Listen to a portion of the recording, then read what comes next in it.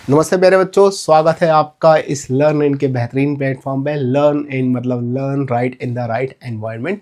Real PYQ, real concept और real पढ़ाई की बातें। तो बेटा बिना टाइम गवाए जल्दी से इसको स्टार्ट करते हैं। आज हमारे पास जो PYQ है वो है चैप्टर सॉल्यूशन के। देखते हैं इसमें पहला क्वेश्चन क्या है। पहला क्वेश्चन है element P and Q form two types of non volatile non analysable compound PQ and PQ2। 1 gram of PQ is dissolved in the 50 gram of the solvent. Delta TV is the 1.176 K Kelvin, while 1 gram of PQ2 is dissolved in the 50 gram of the solvent A. Delta TB was 0.689 K. KB of the solvent दे रखा है 5 K Kelvin kg per mole.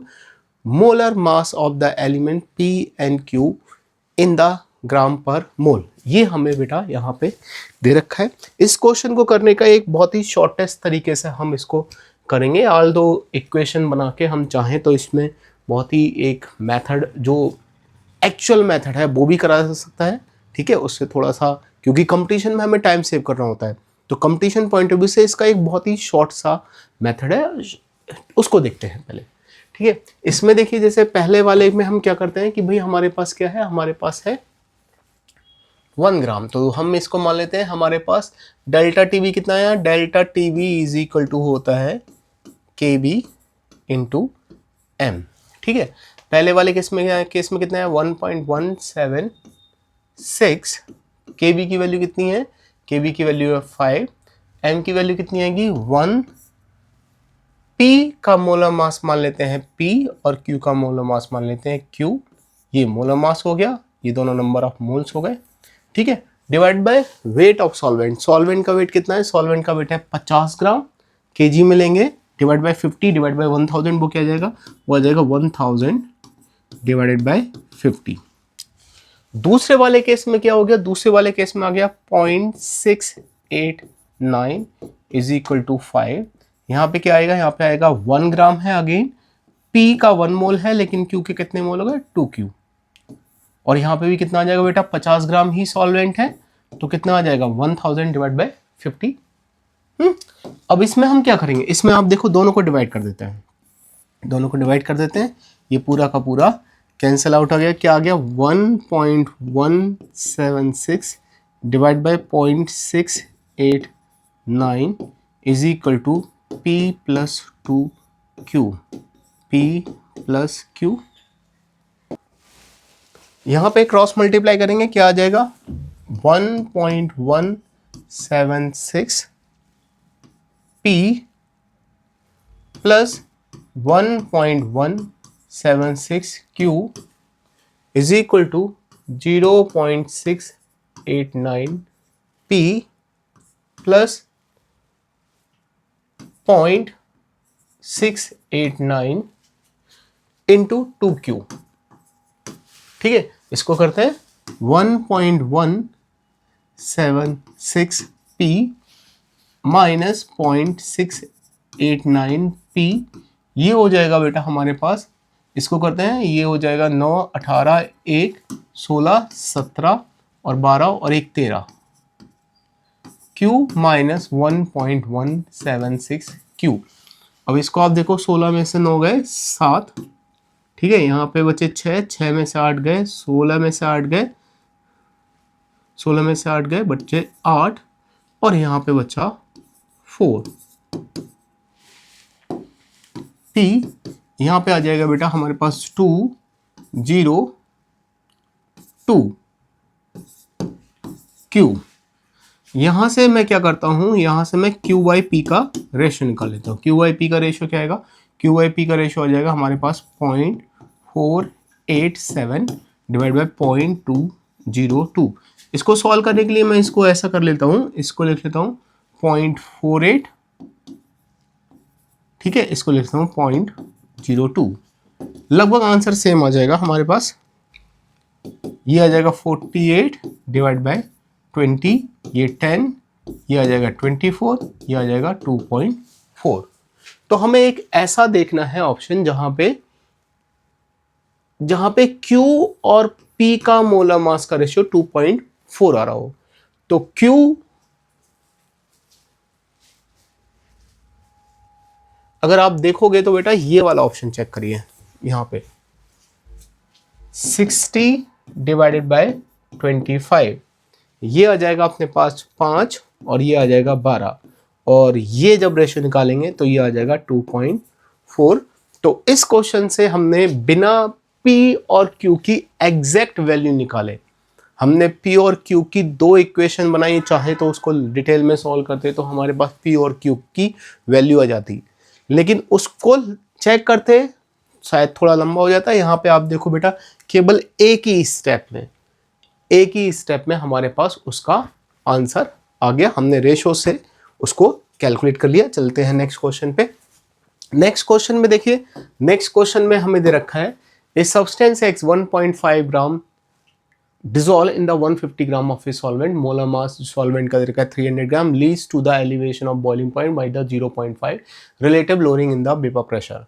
तो यहाँ पे basically हमें दे रखा है कि हमने जब 1.5 डिसॉल्व किया, ठीक है, तो हमारे पास उसका मोलर मास नहीं है, मोलर मास m, ठीक है, और सॉल्वेंट है हमारे पास 150 डिवाइड बाय 300, 150 डिवाइड बाय 1000।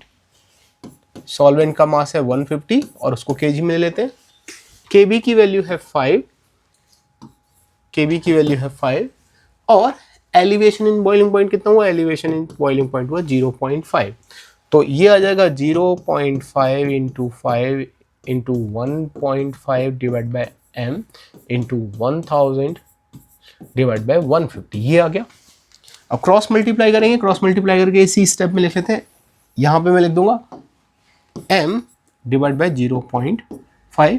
आप देखो ये कट गया बेटा, है यहां से ये कट गया, ये 3 बार, ये 5 बार, 5 से 5 कट गया। मोलर मास आपके पास कितना आ गया, मोलर मास आपके पास आ गया 100। आपको पता चल गया कि जो नॉन वोलेटाइल सॉल्यूट है उसका मोलर मास कितना है, 100। अब आप देखो हमसे पूछा है vapour pressure, relative lowering in vapour pressure. Relative lowering in vapour pressure क्या होती है, relative lowering in vapour pressure होती है XB is equal to P0 minus P divide by P0। तो हमें मोल फ्रैक्शन ऑफ सॉल्यूट निकालना है, नॉन वोलेटाइल सॉल्यूट। अब आप देखो XB क्या आ जाएगा, जो हमारे पास सॉल्यूट है उसका मास है 1.5, उसका मोलर मास आया था 100 डिवाइड बाय 1.5, उसका मोलर मास आया था 100, प्लस जो सॉल्वेंट है उसका मोलर मास है 150 और कितना आ गया था 30 डिवाइड बाय 300, उसका मोलर मास था। ये सारे जीरो के जीरो कैंसिल आउट हो गए, तो ये हमारे पास आया 50। तो क्या आ गया 1.5 डिवाइड बाय 50, 1.5। इसको हम लिख सकते हैं 15 डिवाइड बाय 515। ये 3 टाइम, ये 1 टाइम, ये 0 टाइम और ये 3 टाइम, ये आ जाएगा 3 डिवाइड बाय 103। अब हमसे अगर आप देखो इसको मैं लिखूं, पॉइंट लगाऊं, 0 बढ़ाऊं, ठीक है, ये आ गया। अब इसको अगर आप अप्रॉक्सीमेटली देखो तो ये 0.03 के बराबर आ रहा है, ठीक है। अप्रॉक्सीमेटली अगर आप इसको चेक करोगे 300 डिवाइड बाय 100, ये 0.03 के बराबर आएगा, ठीक है। तो और हमें किस में निकालना है, हमें निकालना है 10⁻⁻2 में। तो ये हो जाएगा 3 इंटू 10⁻²। नियरेस्ट इंटीजर बताना है तो यहाँ पे आ जाएगा 3। तो इस क्वेश्चन का आंसर हो गया बेटा 3। ये भी देखो बेटा इजी क्वेश्चन था, अप्रोक्सीमेशन मेथड से हमने बहुत ही जल्दी से सॉल्व कर लिया, ठीक है, ज़्यादा दिक्कत भी हमें नहीं पड़ी। अगले क्वेश्चन में देखते हैं। अगले क्वेश्चन में देखिए, अगले क्वेश्चन में क्या दे रखा है, the osmotic pressure of the living cell is 12 atmosphere at 300 kelvin.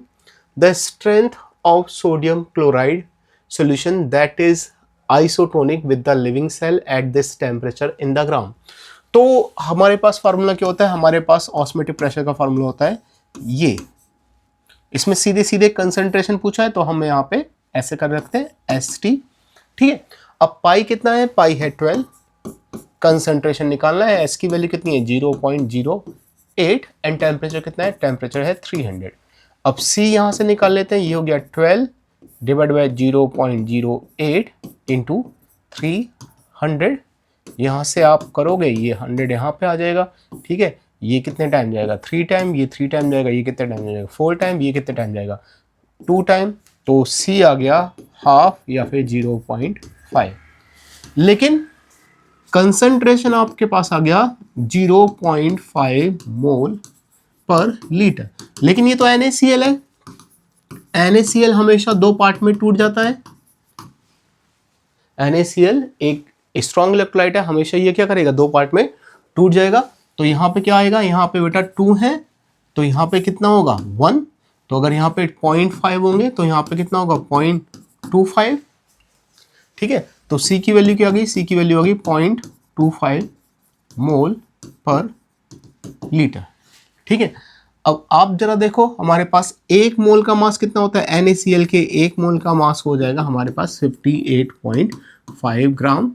तो हमें निकालना है 0.25 मोल का, तो उसका निकाल लेते हैं। उसका मास कितना आ गया, उसका मास आ गया 58.5 डिवाइड बाय 4 कितना आ जाएगा, ये आ जाएगा 1 टाइम, ये आ जाएगा अपना 4 टाइम। ठीक है, ये आ जाएगा फिर अपने पास 14.6 ग्राम के पास आसपास आएगा। हमें चाहिए नियरेस्ट इंटीजर में, तो नियरेस्ट इंटीजर में इसकी वैल्यू आ जाएगी बेटा 50। चलते हैं नेक्स्ट क्वेश्चन पे। नेक्स्ट क्वेश्चन में दे रखा है consider a solution of CO2 dissolve in the water in a closed container, which one of the following plot correctly represent variation of log partial pressure of CO2 in the vapor phase above water। तो यहाँ पे देखो बेटा simple सा है, हमारे पास क्या होता है हेनरी लॉ, हेनरी लॉ है P is equal to KH into X. Log ले लोगे क्या आ जाएगा, log P is equal to log KH plus log X। तो ये इक्वेशन किसकी आ गई, ये इक्वेशन आ गई y is equal to mx plus c की इक्वेशन आ गई, स्ट्रेट लाइन की इक्वेशन आ रही है।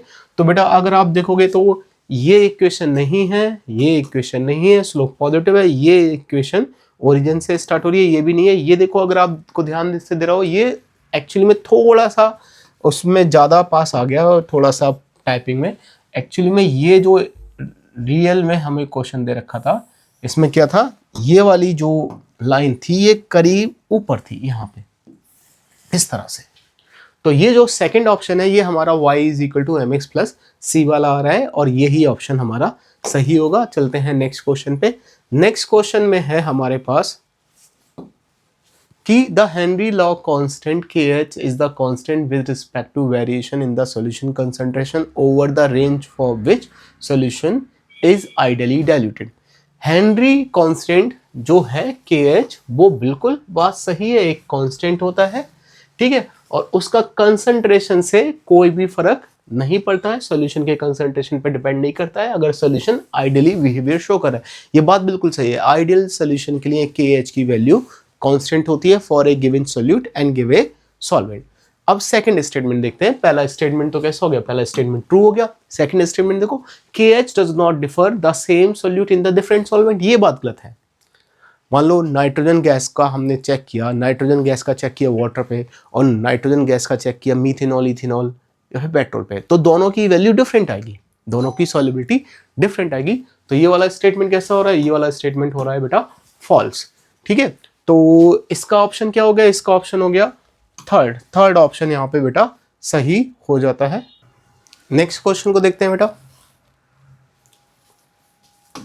नेक्स्ट क्वेश्चन में देखिए क्या लिखा है, two liquid A and B form an ideal solution at 320 kelvin the pressure of the solution containing 3 mole of A and 1 mole of B is 500 mmHg at the same temperature. If the 1 mole is further added to this solution, vapor pressure of the solution increases by the 20 mmHg।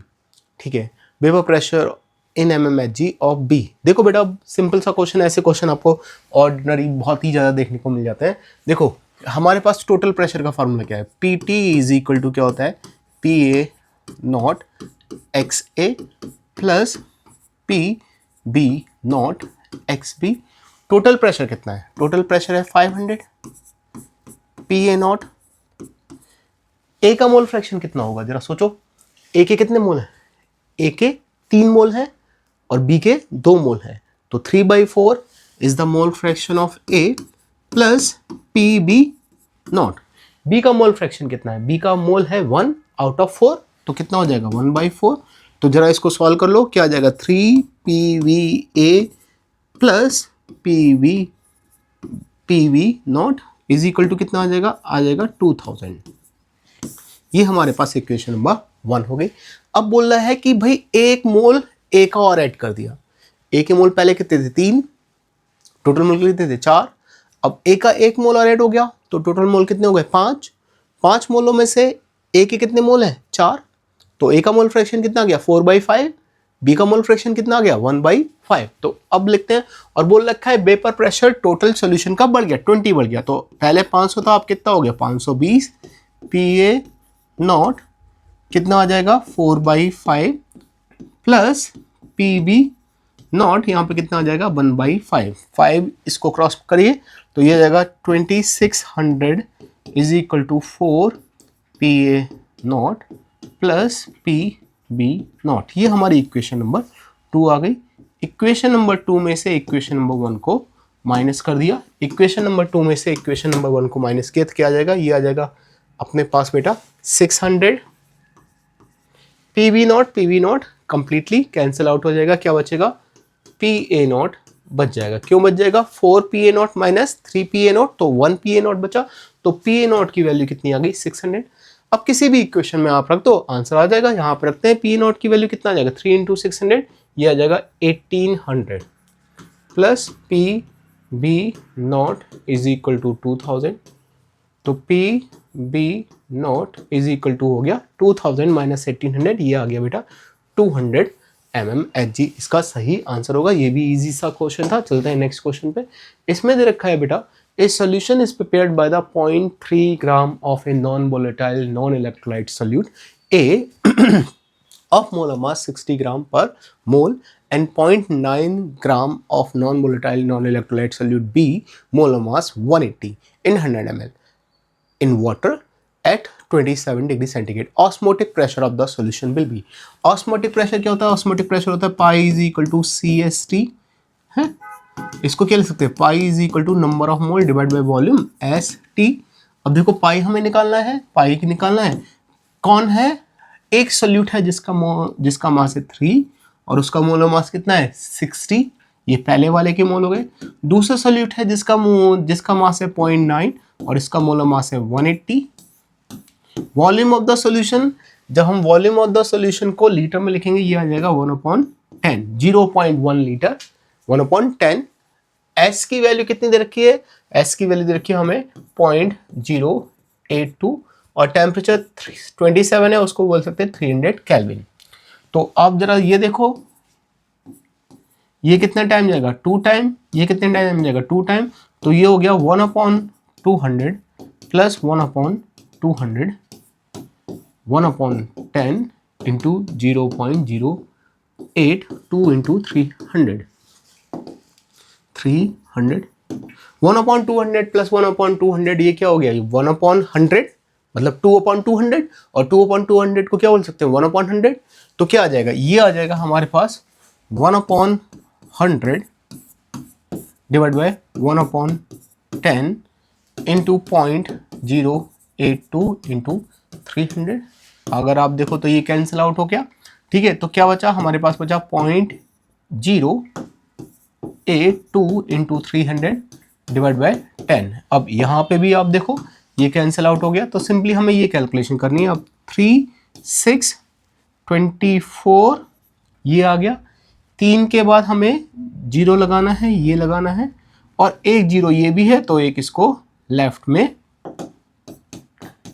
इसका answer आ गया 2.46 and 2.46 हमें दे रखा है बेटा option number 2 में, ठीक है। तो ये भी इजी सा क्वेश्चन निकला। अगला देखते हैं बेटा, W gram of a non volatile electrolyte solid, electrolyte है मतलब वांट ऑफ फैक्टर लेना पड़ेगा, of molar mass m gram per mole when dissolve in the 100 gram of water decreases the vapour pressure 460 mmHg to 600। Okay, original solvent का vapour pressure कितना था 460 और solution का कितना हो गया 600।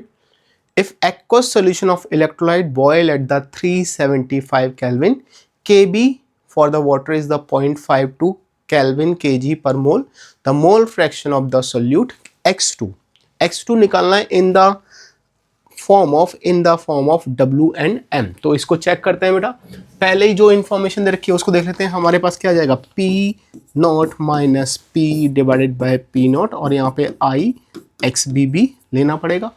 तो ये कितना आ जाएगा, ये आ जाएगा 640 माइनस 600 डिवाइड बाय 640, ये आ जाएगा 40/6, ये 0 से कट गया, 4/64, ये आ जाएगा अपने पास 1/13, ये आ जाएगा 1/13, नॉट 1/13, 1/16, 1/16 आ गया ये, और ये आ गई वैल्यू I X B की। ठीक है, अब एक इंफॉर्मेशन और दे रखी है, delta TB is equal to I KB into M। Delta TB की वैल्यू होगी 375 माइनस 373 टू I KB की वैल्यू कितनी है 0.52 इंटू M। तो I इंटू M की वैल्यू कितनी हो गई 2 डिवाइड बाय 0.52, ये कितना आ जाएगा, ये आ जाएगा बेटा 200 डिवाइड बाय 52, इसको करते हैं, ये 100 हो गया और ये 26 हो गया, ये 50 हो गया और ये कितना हो गया, ये 13 हो गया। तो I इंटू M की वैल्यु आई 50/13। ठीक है, अब यहां से अगर आप देखो हमें निकालना है XB, तो XB क्या आ जाएगा, XB आ जाएगा 1/I, XB आ जाएगा हमारे पास 1/I, ठीक है, इंटू 1/16। अब ये I की वैल्यू हम यहां से निकालेंगे, 1/I की वैल्यू यहां से निकालेंगे, वो आ जाएगी M 13/50 is equal to 1/I है। अब क्या करेंगे हम लोग, इस I की वैल्यू को यहां पे पुट करेंगे, क्या आएगा हमारे पास आ जाएगा XB इज इक्वल टू 1/16। अब ये पुट करते हैं 13/50, ठीक है, और क्या आ जाएगा M क्या है, मोलैलिटी। मोलैलिटी क्या होती है, number of moles. Number of moles कैसे निकालेंगे भाई, मोलर मास, वेट कितना है W, मोलर मास कितना है M, सॉल्वेंट कितना है, सॉल्वेंट है हमारे पास 100 ml वाटर। 100 ml वाटर को 100 ग्राम ऑफ वाटर मान लेते हैं, तो ये हो गया डिवाइड बाय 100, इसको केजी मिलेंगे तो 1000।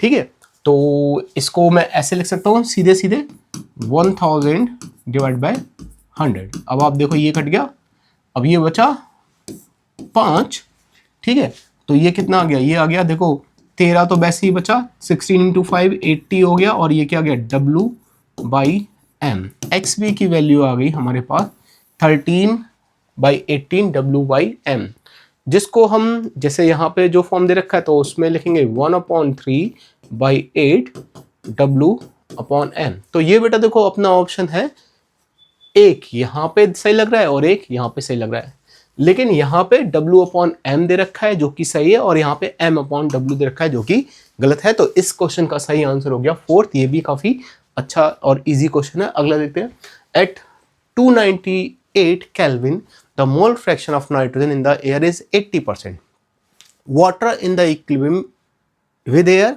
Eight the pressure 10। एयर का प्रेशर दे रखा है बेटा 10 एटमॉस्फेयर, और उस 10 एटमॉस्फेयर में 80% नाइट्रोजन है, ध्यान रखना। What is the mole fraction of nitrogen in air at 298 Kelvin? KH की वैल्यू हमें mmHg में दे रखी है और प्रेशर दे रखा है किसमें, एटमॉस्फेयर में, तो दोनों को सेम यूनिट में कन्वर्ट करना पड़ेगा, क्योंकि आंसर हमें mmHg में ही पूछा गया है। क्योंकि ये देखिए इस तरीके की जो वैल्यू आएगी mmHg में आएगी, तो हम एटमॉस्फेयर को mmHg में कन्वर्ट कर लेंगे। क्या फॉर्मूला होता है, फॉर्मूला होता है pressure of nitrogen is equal to KH into mole fraction of nitrogen. Total pressure कितना था, टोटल प्रेशर था 10, मोल फ्रैक्शन नाइट्रोजन का कितना है 80%, तो नाइट्रोजन का प्रेशर कितना आ गया 8 एटमॉस्फेयर। लेकिन ये एटमॉस्फेयर में आया, इसको हम कन्वर्ट करते हैं किसमें, mmHg में। तो mmHg में कन्वर्ट करने के लिए क्या करेंगे, 760 से मल्टीप्लाई कर देंगे। KH की वैल्यू हमें दे रखी है, KH की वैल्यू क्या है 6.5 इंटू 10⁷। हमें क्या निकालना है, मोल fraction of nitrogen. Mole fraction of the nitrogen become 8 into 760 divide by 6.5 into 10⁷। अब आप जरा देखो इसको कैसे सॉल्व करता हूं मैं। यहां से हटाया, ये 80 कर लिया। अब इसको अप्रोक्सीमेट सॉल्व करते हैं। ये 8, ये 10, ये 4 एंड ये 5। अब 4, ये कितना आ जाएगा? ये आ जाएगा हमारे पास 4/5, 5/4, ठीक है।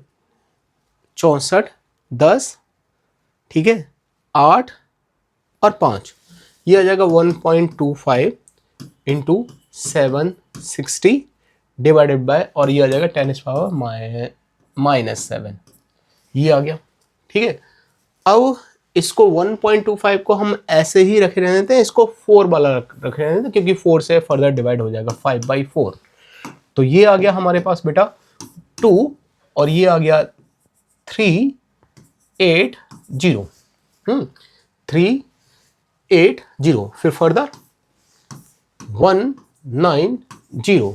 तो हमें करना है 190 इंटू 5 इंटू 10⁻⁻7। अब इसको कर लेते हैं 0, 45 का 5, 4, और ये आ गया हमारे पास अगेन 5 एंड 4, 9, ठीक है। इसको हम लिख सकते हैं 9.5 इंटू 10⁻⁻5। ये हमारा आंसर आ गया बेटा। अब आप देखो, हमारे को यहाँ पे हमने एक अप्रोक्सीमेशन यूज किया था, तो हमारा आंसर जो आएगा वो 9.5 के ही अप्रोक्सीमेट आएगा, जो कि हमें दे रखा है फोर्थ ऑप्शन में भी और थर्ड ऑप्शन पे भी। ये मिसप्रिंटिंग है, दोनों ही ऑप्शन सेम दे रखे हैं। रियल क्वेश्चन में कोई एक ही ऑप्शन सही होगा। अब इसको ले दे के हमारा या तो फोर्थ ऑप्शन सही होगा और या फिर थर्ड ऑप्शन सही होगा। जो भी यहाँ तो मिसप्रिंटिंग है, लेकिन जो भी आपको एक्चुअल क्वेश्चन में दे रखा होगा उसके हिसाब से आपको दोनों ऑप्शन में से कोई एक ऑप्शन चूज करना है। अप्रोक्सीमेशन लिया, क्वेश्चन हमारा जल्दी सॉल्व हो गया और आंसर भी सही आ गया। चलिए नेक्स्ट क्वेश्चन देखते हैं। नेक्स्ट क्वेश्चन में है हमारे पास, two liquid A and B form an ideal solution at the temperature T Kelvin. At T Kelvin, the vapor pressure of pure A and pure B are the 55 and 15 kilonewton per meter square respectively. What is the mole fraction of the solution A and B in equilibrium in the vapor in which the mole fraction is the 0.8? अब आप देखो बेटा, हमारे पास क्या आता है, total pressure आ जाता है। अच्छा, ये जो दे रखा है ये उसका वेपर में दे रखा है मोल फ्रैक्शन, मतलब YA हमें दे रखा है 0.8, और YA की वैल्यू क्या आएगी, PA0 XA, PA0 XA plus PB0 XB। लेकिन इस XB को मैं लिख दूंगा 1 माइनस XA, तो ये आ जाएगा PA0 XA, PA0 XA plus PB0 1 minus XA, ठीक है। जो आ जाएगा हमारे पास 0.8 is equal to PA0 XA, PA0 XA plus PB0 minus PB0 XA। अब इनकी वैल्यू पुट करते हैं, वैल्यू देखते हैं क्या क्या है। ये आ जाएगा 0.8, PA0 की वैल्यू कितनी है 55 XA डिवाइड बाई क्या आ जाएगा 55 XA प्लस PB0 की वैल्यू कितनी है 15 माइनस 15 XA, ये हमारे पास आ जाएगा, ठीक है। अब इसको सॉल्व करते हैं। ये आ जाएगा 0.855 XA और 40 XA प्लस 15, 0.855 XA। अब इसमें ऐसा करते हैं बेटा, यहां से 5 कॉमन ले लेते हैं दोनों साइडों में, अप एंड डाउन। तो ये आ जाएगा 11 XA plus 8 XA plus 3, cross multiply करते हैं तो ये हो जाएगा 0.88 XA plus 3 is equal to 11 XA। ये हो जाएगा 6.4 XA, ये हो जाएगा 2.4 इज इक्वल टू 11 XA। यहाँ पे आएगा बेटा हमारे पास 11 XA माइनस 6.4 XA, ये वैल्यू हो जाएगी 2.4। इसको करेंगे तो ये हमारे पास आ जाएगा बेटा 4.6 XA is equal to 2.4। XA की वैल्यू हो गई 2.4, 4.6।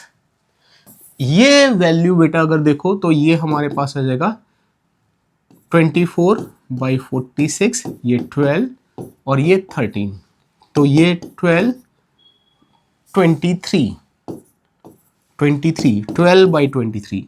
अगर ये बेटा हमारे पास 12/24 होता तो ये कितना आता, ये आता 0.5, लेकिन ये 23 है तो ये वैल्यू 0.5 से थोड़ी सी ज्यादा आएगी। और कौन सी वैल्यू 0.5 से थोड़ी सी ज्यादा रखिए, ऑप्शन सी में 0.5 से ज्यादा वैल्यू हमें गिवन है। तो बेटा इस क्वेश्चन को भी बड़े ही आराम से हमने इजीली सॉल्व कर लिया। आज की क्लास में बेटा इतने ही क्वेश्चन थे। मैं उम्मीद करता हूं आपको ये जो सीरीज चल रही है काफी पसंद आ रही होगी और आपका कॉन्फिडेंस हल्के हल्के बढ़ता जा रहा होगा। बेटा हम लोग इसी तरीके की वीडियो लाते रहेंगे आपके लिए। आप हमारे टेलीग्राम चैनल को सब्सक्राइब कर सकते हैं, टेलीग्राम चैनल को ऐड कर सकते हैं। यहाँ पे हम और भी ज़्यादा चीज़ें हम डालने वाले हैं। बहुत जल्दी हमारा ऐप भी आएगा, तो उस ऐप के थ्रू भी आप अपनी क्लासेस को और ज़्यादा एंजॉय कर सकते हो। आज की क्लास में बस इतना ही, मिलते हैं नेक्स्ट क्लास में। For this time thank you and goodbye प्यारे बच्चों।